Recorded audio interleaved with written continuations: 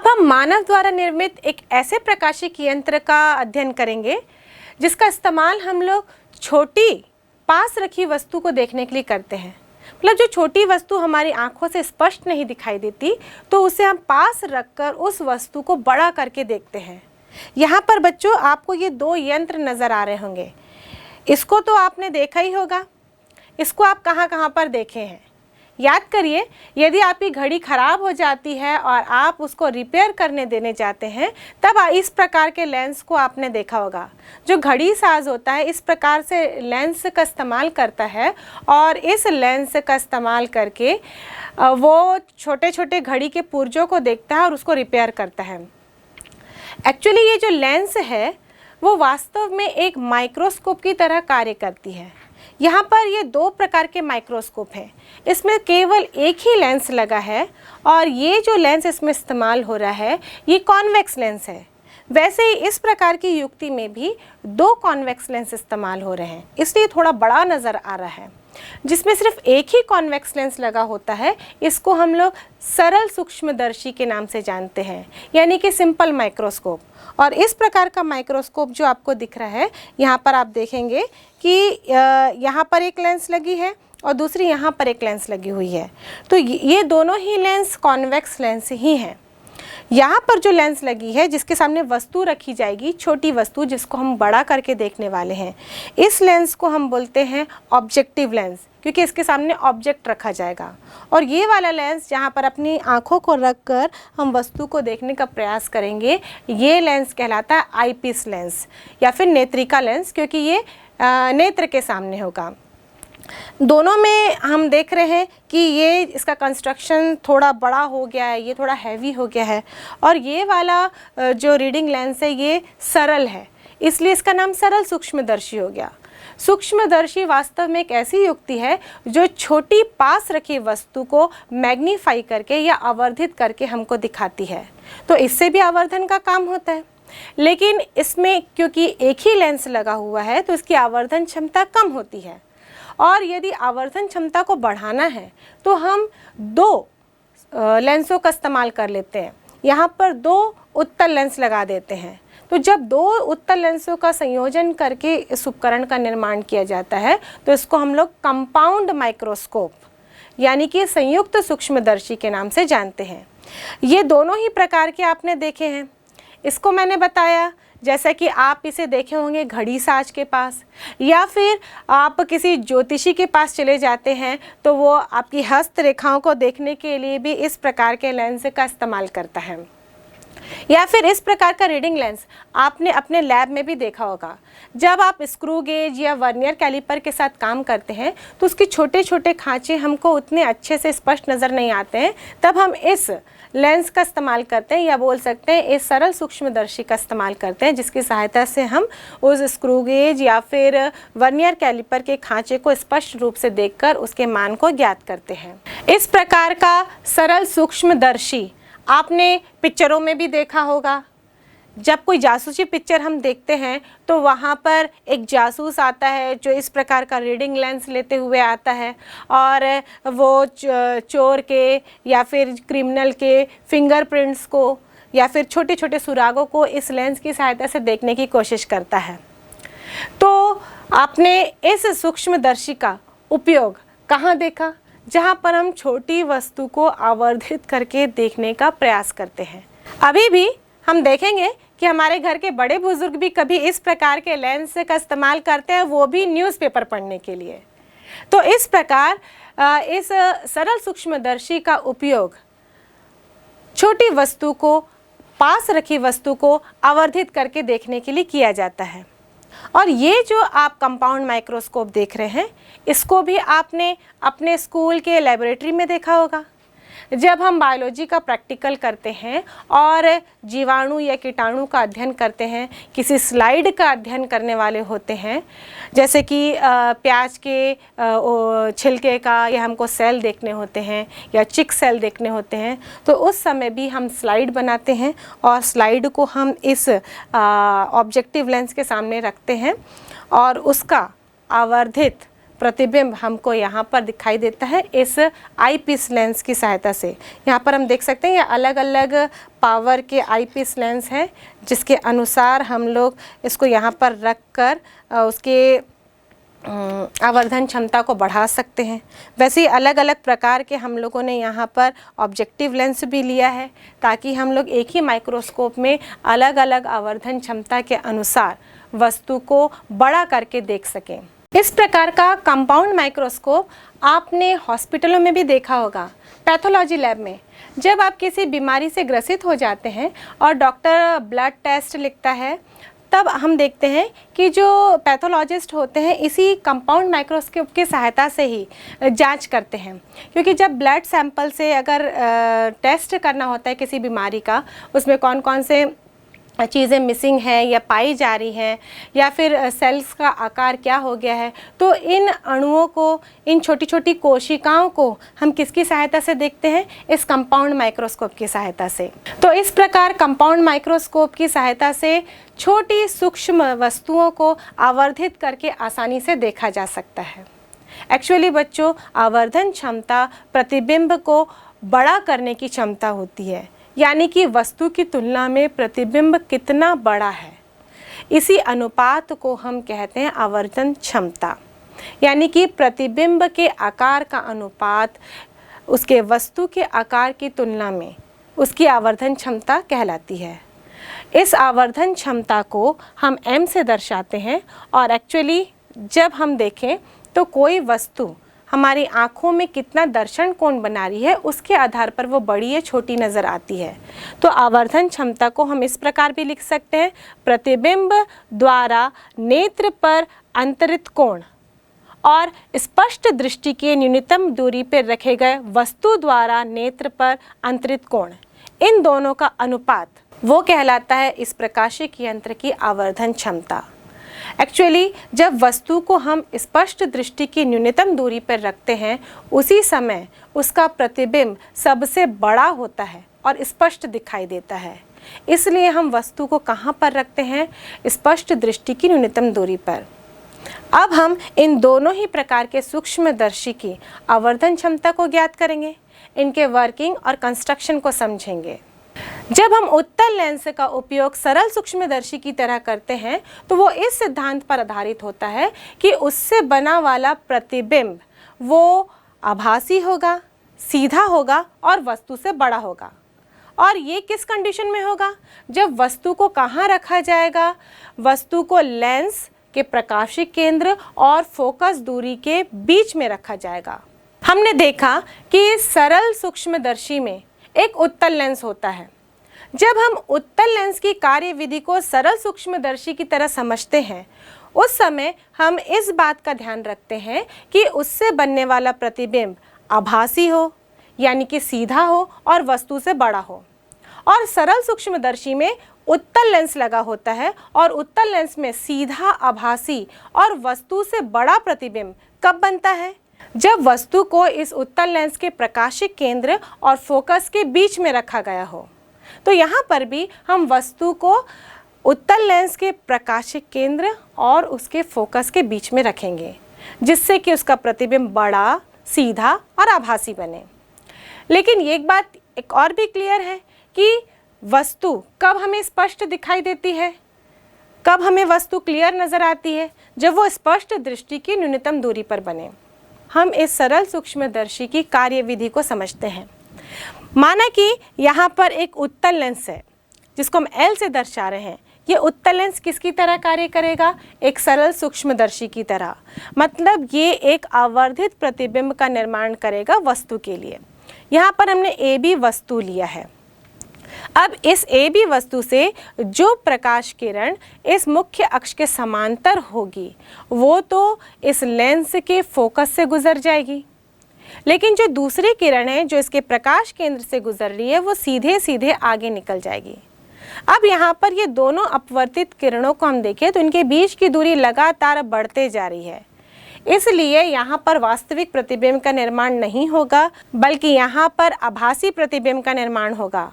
वो भी कहाँ पर? जहाँ पर ये दोनों किरणें आती हुई जहाँ जिस बिंदु से प्रतीत हो रही है, यानी कि इस बिंदु पर A1 B1 पर प्रतिबिंब का निर्माण होगा।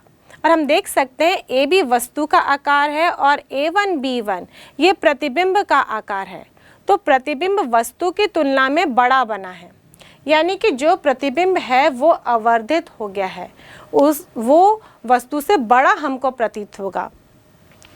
अब यहाँ पर हम देखें कि अगर ये लेंस नहीं होता तो वस्तु हमको कब स्पष्ट नजर आती, जब वो स्पष्ट दृष्टि की न्यूनतम दूरी पर स्थित हो। तो यहाँ पर हमने वस्तु को लिया है स्पष्ट दृष्टि की न्यूनतम दूरी पर, मतलब यहाँ पर अब हम B1 A2 वस्तु को मान रहे हैं जो कि स्पष्ट दृष्टि की न्यूनतम दूरी पर रखी गई है। जब हम इस सूक्ष्मदर्शी की आवर्धन क्षमता ज्ञात करते हैं तो हम दो स्थिति में करते हैं, जब प्रतिबिंब का निर्माण स्पष्ट दृष्टि की न्यूनतम दूरी में हो और जब प्रतिबिंब का निर्माण अनंत पर हो। तो ये जो चित्र बनाया है वो किस स्थिति के लिए बनाया गया है, जब प्रतिबिंब का निर्माण स्पष्ट दृष्टि की न्यूनतम दूरी पर हो। मतलब यहाँ पर हम देख रहे हैं जो प्रतिबिंब A1 B1 बना है ये स्पष्ट दृष्टि की न्यूनतम दूरी यानी कि D पर रखा गया है।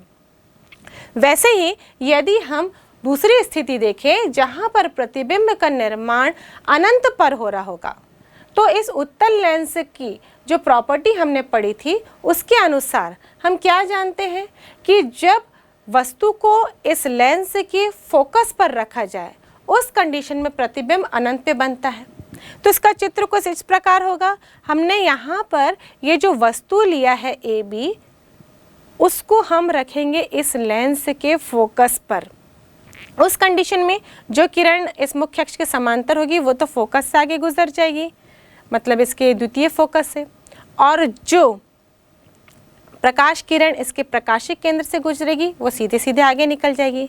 ये दोनों ही किरण आप पैरेलल हैं, समांतर हैं, इसलिए यहाँ पर प्रतिबिंब का निर्माण कहाँ पर होगा, हम ये मान के चलते हैं कि दो समांतर रेखाएं कहीं अनंत पर कट करती होंगी, मिलती होंगी।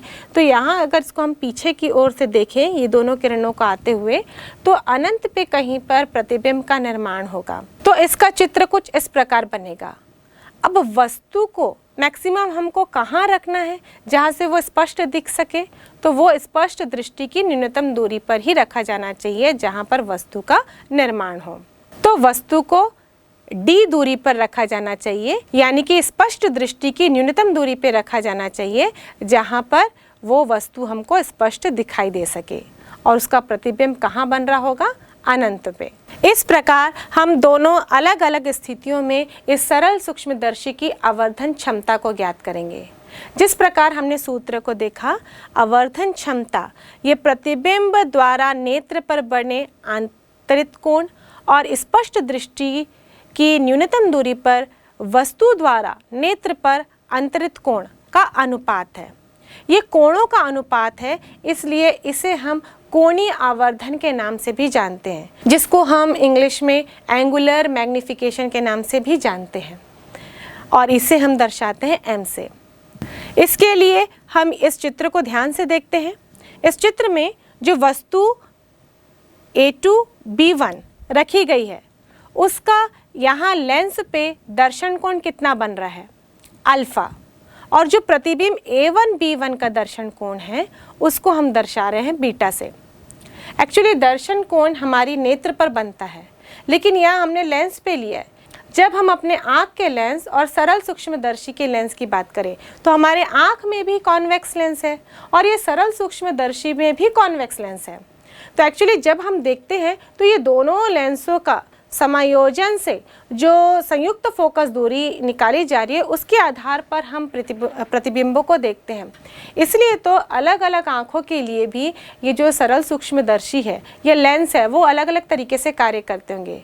किसी व्यक्ति को वही प्रतिबिंब किसी अलग जगह पर स्पष्ट नज़र आता है और दूसरे व्यक्ति को किसी अलग जगह पर, जबकि उपकरण वही हो। क्योंकि सबकी नेत्र की भी लेंस की क्षमता अलग अलग होती है। इसलिए तो आपने देखा होगा, यदि आप लैब में काम करते हैं अपने प्रयोगशाला में, किसी बच्चे को चश्मा लगा हुआ है तो उस बच्चे को ऐसे सूक्ष्मदर्शी से देखने में बहुत प्रॉब्लम जाती है, या फिर वो कोई ऑप्टिकल बेंच का प्रैक्टिकल कर रहा हो तो उसको अलग जगह पर प्रतिबिंब नज़र आता है।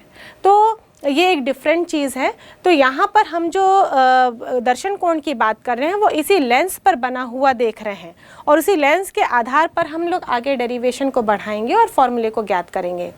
तो यहाँ पर अल्फ़ा वस्तु का दर्शन कोण है या अंतरित कोण है बोल सकते हैं, और जो बीटा है वो प्रतिबिंब का अंतरित कोण है। और यहाँ हम देखेंगे बीटा का मान अल्फ़ा के मान से बड़ा है, यानी जो प्रतिबिंब है वो बड़ा दिखेगा और वस्तु उससे छोटी होगी। अब जो m का फॉर्मूला होता है यानी कि कोणीय मैग्निफिकेशन, वो होता है बीटा अपॉन अल्फ़ा, प्रतिबिंब का अंतरित कोण अपॉन वस्तु का अंतरित कोण। अब ये बीटा अपॉन अल्फ़ा लिख दिए। चूँकि बीटा और अल्फ़ा का मान बहुत ही कम है, इसलिए हम लोग यहाँ पर tan beta upon tan alpha लिख सकते हैं, क्योंकि हम लोग जानते हैं tan 0 बराबर भी 0 होता है। इसलिए हमने यहाँ पर tan बीटा ले लिया और tan अल्फ़ा ले लिया है। अब इस tan बीटा और tan अल्फ़ा का मान निकालेंगे, जिससे कि हम लोगों को मैग्नीफिकेशन मिल जाएगा। अब हम यहाँ पर त्रिभुज A2B1O को देखें। इस त्रिभुज के अंदर कौन सा कोण मिल रहा है हमें? अल्फ़ा। तो यहाँ से tan अल्फ़ा बराबर होगा A2B1 अपॉन OB1, क्योंकि tan बराबर होता है लंब बटे आधार। और यदि चित्र में हम देखें तो A2B1 बराबर है AB के, तो उसके स्थान पर AB लिख सकते हैं। और OB1 ये बराबर है स्पष्ट दृष्टि की न्यूनतम दूरी के, क्योंकि वस्तु कहाँ पर स्पष्ट नजर आएगी? जब वो स्पष्ट दृष्टि की न्यूनतम दूरी पर रखी गई होगी। तो हम OB1 बराबर लेंगे D। तो tan अल्फ़ा बराबर होगा AB अपॉन D। अब tan बीटा बराबर देखते हैं। हम त्रिभुज ABO में देखें तो आपको यहाँ पर कोण मिलेगा बीटा। tan बीटा बराबर हो जाएगा AB अपॉन OB। अब इस प्रकार हमको tan बीटा का भी मान मिल गया, tan अल्फ़ा का भी मान मिल गया। अब हम मैग्नीफिकेशन m बराबर tan beta upon tan alpha, जो समीकरण 1 था, उसे मान रख देते हैं। तो m बराबर मिलेगा AB upon OB upon AB upon D। यहाँ न्यूमरेटर डिनोमिनेटर से AB कैंसिल हो जाएगा, तो m बराबर मिलेगा D अपॉन OB। अब यहाँ पर हम OB का मान और D की वैल्यू चिन्ह परिपाटी के अनुसार रख देते हैं। O से लेकर B तक क्या है? ये वस्तु की दूरी कहलाती है। वस्तु की दूरी को हम U से दर्शाते हैं, और यहाँ चिन्ह परिपाटी के अनुसार इसे -U लिखेंगे। वैसे ही जो D है ये भी चिन्ह परिपाटी के अनुसार -D लिखा जाएगा। तो m बराबर हो जाएगा -D upon -U। Minus minus cancel हो जाएगा, तो m बराबर मिलेगा D अपॉन U। और ये फॉर्मूला है एंगुलर मैग्निफिकेशन का। अब जैसा कि मैंने पहले बताया था कि इसको हमको दो स्थिति में निकालना है, जब प्रतिबिंब स्पष्ट दृष्टि की न्यूनतम दूरी पर बने और जब प्रतिबिंब अनंत पर बने। तो पहली स्थिति लेते हैं जब प्रतिबिंब स्पष्ट दृष्टि की न्यूनतम दूरी पर बन रहा है, मतलब ये प्रतिबिंब A1 B1 ये कितनी दूरी पर बन रहा है? D पर। यहाँ पर हम यदि लेंस का सूत्र लिखें तो लेंस के सूत्र के अनुसार 1/f equal to 1/v minus 1/u होता है। अब v यानी कि प्रतिबिंब की दूरी ये हो जाएगी d, और चिन्ह परिपाटी के अनुसार हम लिखेंगे -d। वैसे ही वस्तु की दूरी u बराबर चिन्ह परिपाटी के अनुसार हम लिखेंगे -u। अब ये मान हम फॉर्मूले में डाल देते हैं, तो मिलेगा 1/f equal to 1/-d minus 1/-u। यहाँ से -u और माइनस मिलके प्लस हो जाएंगे, तो उसको हम सामने लिख देते हैं। तो 1/f equal to 1/u minus 1/d।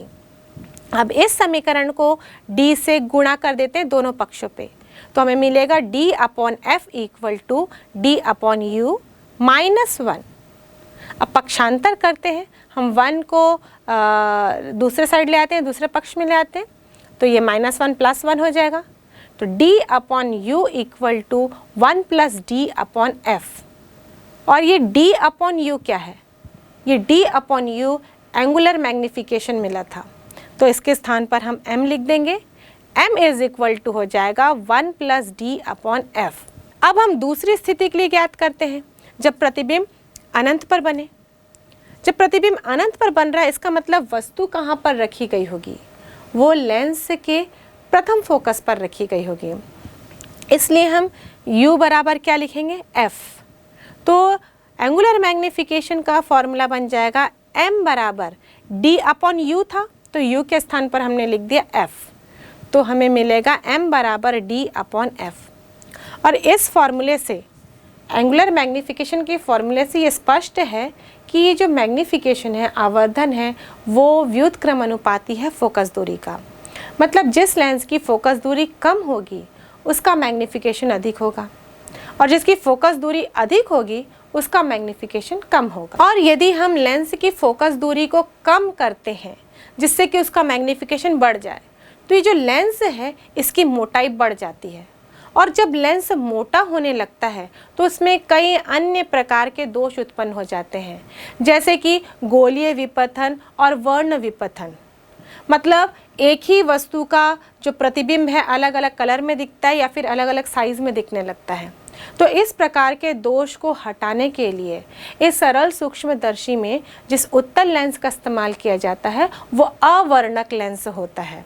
और इस सरल सूक्ष्मदर्शी में हम देख रहे हैं कि प्रतिबिंब सदैव ही सीधा बनेगा और वस्तु की ओर ही बनेगा। इसलिए सरल सूक्ष्मदर्शी का जो एंगुलर मैग्नीफिकेशन होता है यह सदैव ही धनात्मक होता है। सरल सूक्ष्मदर्शी की आवर्धन क्षमता बहुत अधिक नहीं होती। इसकी आवर्धन क्षमता 9 से कम या 9 के बराबर होती है।